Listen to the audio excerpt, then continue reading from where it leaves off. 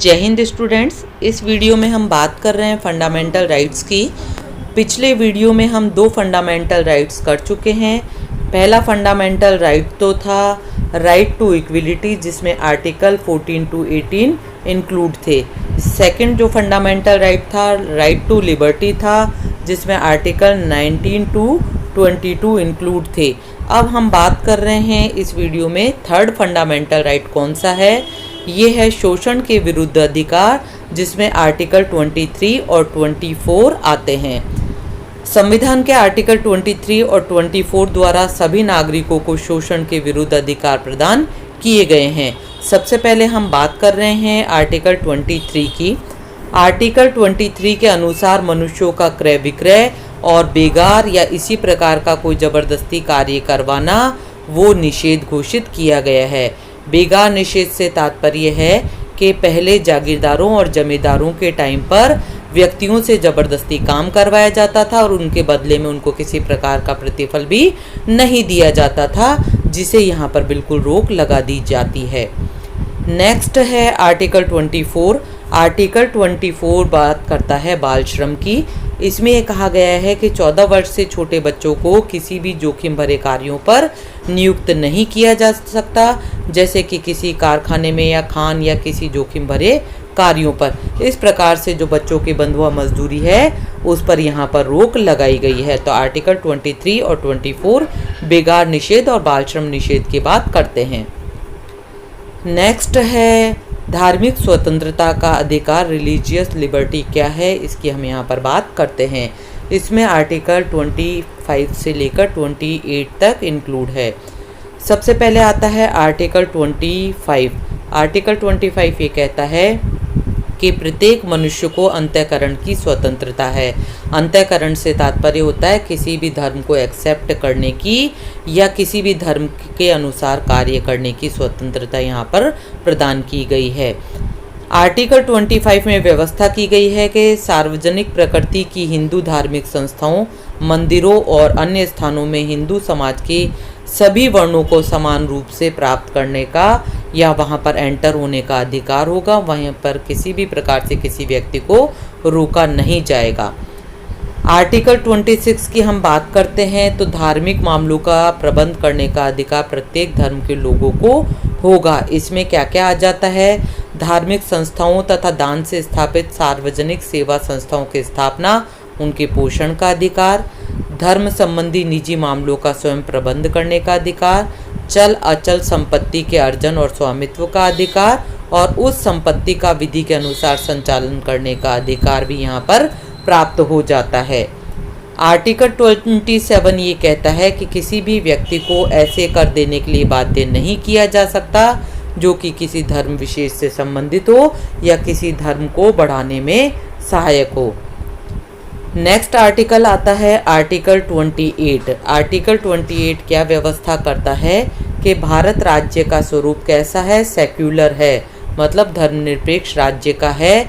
इसलिए यहाँ पर राजकीय निधि से संचालित किसी भी शिक्षण संस्था में किसी प्रकार की धार्मिक शिक्षा प्रदान नहीं की जाएगी। इसके अलावा आर्थिक सहायता प्राप्त शिक्षण संस्था में किसी भी व्यक्ति को किसी धर्म विशेष की शिक्षा ग्रहण करने के लिए बाध्य नहीं किया जाएगा। ये व्यवस्था आर्टिकल 28 में की गई है। अन्य अधिकारों की भांति ही धार्मिक स्वतंत्रता का अधिकार भी प्रतिबंध रहित नहीं है। राज्य सार्वजनिक व्यवस्था, नैतिकता, स्वास्थ्य इत्यादि को ध्यान में रखते हुए इन पर प्रतिबंध लगा सकती है। जैसे कोरोना को ध्यान में रखते हुए अभी वर्तमान में प्रतिबंध लगाए गए हैं। इसी प्रकार से अगर राज्य को कहीं कोई संबंधित क्षेत्र में प्रॉब्लम होती है तो वो इन धार्मिक कार्यों पर रोक लगा सकती है। ये व्यवस्था यहाँ पर की गई है। नेक्स्ट फंडामेंटल 5वां है, वो है संस्कृति और शिक्षा का अधिकार, जिसमें आर्टिकल 29 और 30 इंक्लूड है। आर्टिकल 29 की हम बात करते हैं कि नागरिकों के प्रत्येक वर्ग को अपनी भाषा, लिपि, संस्कृति इनको सुरक्षित रखने का पूर्ण अधिकार है और किसी राजकीय और राजकीय सहायता से संचालित कोई शिक्षण संस्था अगर है तो उसमें मूल वंश, जाति, धर्म, भाषा या इनमें से किसी एक के आधार पर भेदभाव नहीं किया जाएगा। आर्टिकल 30 क्या कहता है कि धर्म या भाषा पर आधारित सभी अल्पसंख्यक वर्गों को अपनी रुचि की शैक्षणिक संस्थाओं की स्थापना और उनके प्रशासन का पूर्ण अधिकार होगा।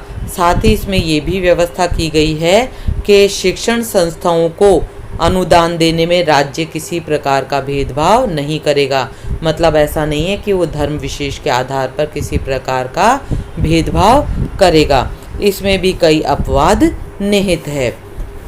नेक्स्ट जो मूल अधिकार है और लास्ट जो मूल अधिकार है वो है संवैधानिक उपचारों का अधिकार। रेमेडीज जो कॉन्स्टिट्यूशनल है वो कौन कौन सी है?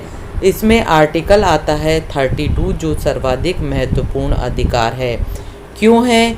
संविधान के मूल अधिकारों के उल्लेख से सर्वाधिक महत्वपूर्ण जो अधिकार है, जिसके बिना जितने भी मूल अधिकार है वो निरर्थक हो जाएंगे, वो है संवैधानिक उपचारों का अधिकार। इनके बिना अन्य अधिकारों का कहीं भी कोई महत्व नहीं है। अंबेडकर ने कहा है, यदि कोई मुझसे पूछे कि संविधान का कौन सा ऐसा अनुच्छेद है जिसके बिना संविधान शून्य पर्याय हो जाएगा, तो वो है आर्टिकल 32। यह संविधान का हृदय है, इसकी आत्मा है, ऐसा उन्होंने बताया है। अब आर्टिकल 32 क्या है? इसमें बहुत सारी रिट्स है जिन्हें लागू करके मूल अधिकारों का पालन करवाया जा सकता है, जहां पर इनका हम उल्लेख कर रहे हैं। सबसे पहले है बंदी प्रत्यक्षीकरण या हैबिस कॉर्पस। व्यक्तिगत स्वतंत्रता के लिए यह लेख सर्वाधिक महत्वपूर्ण है। यह उस व्यक्ति की प्रार्थना पर जारी किया जाता है जिसे लगता है कि उसे अवैध रूप से बंदी बनाया गया है। इसके द्वारा कार्य कौन करेगा? न्यायालय करेगा। ये ऐसे व्यक्ति को के लिए कार्य करता है जिसे अवैध रूप से बंदी बनाया जाता है।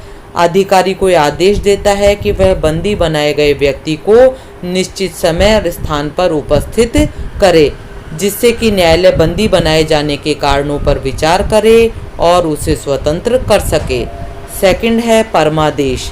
परमादेश रिट का मतलब है यह लेख उस समय जारी किया जाता है जब कोई भी प्रशासनिक अधिकारी या पदाधिकारी अपने सार्वजनिक कर्तव्यों का निर्वाह नहीं करता है, तो इसके द्वारा उसे कर्तव्यों के पालन करने के लिए बाध्य किया जा सकता है। यह लोक सेवकों के लिए जारी किया जाता है। थर्ड है प्रतिषेध।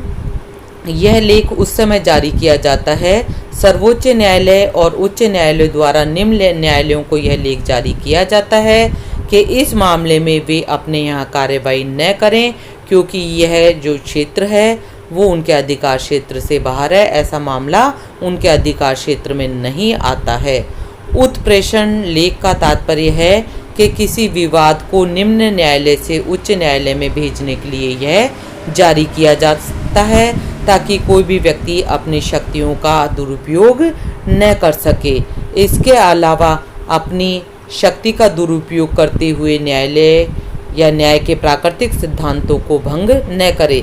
इस आज्ञा पत्र के आधार पर उच्च न्यायालय निम्न न्यायालय के न्यायाधीशों से किन्हीं विवादों के संबंध में सूचना भी प्राप्त कर सकते हैं। और लास्ट रिट है अधिकार प्रच्छा, जिसे क्यू वारंटो कहा जाता है। जब कोई व्यक्ति एक पदाधिकारी के रूप में कार्य करने लगता है जिसके रूप में कार्य करने का उसे अधिकार वास्तव में नहीं है, तो न्यायालय अधिकार प्रच्छा के द्वारा उस व्यक्ति से यह प्रश्न पूछता है कि वह किस आधार पर इस पद पर कार्य कर रहा है, और जब तक वह इसका संतोषजनक उत्तर नहीं देता वह उस पद पर कार्य नहीं कर सकता।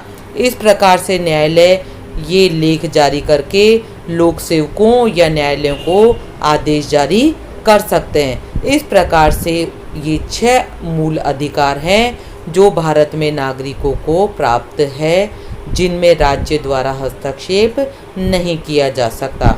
सबसे पहले हमने बात करी थी समानता के अधिकार की, दूसरे हमने बात करी स्वतंत्रता के अधिकार की, तीसरा शोषण के विरुद्ध अधिकार, चौथा धार्मिक स्वतंत्रता का, पांचवा शिक्षा और संस्कृति का, और छठा है संवैधानिक उपचारों का अधिकार। इस प्रकार से वर्तमान में नागरिकों को 6 मूल अधिकार प्राप्त है जबकि मूल 7 थे, जिसमें हमने पहले बात करी है कि संपत्ति के अधिकारों को यहाँ से हटा दिया गया है और वर्तमान में केवल 6 मूल अधिकार ही है। आज के वीडियो में इतना ही। Thank you. जय हिंद।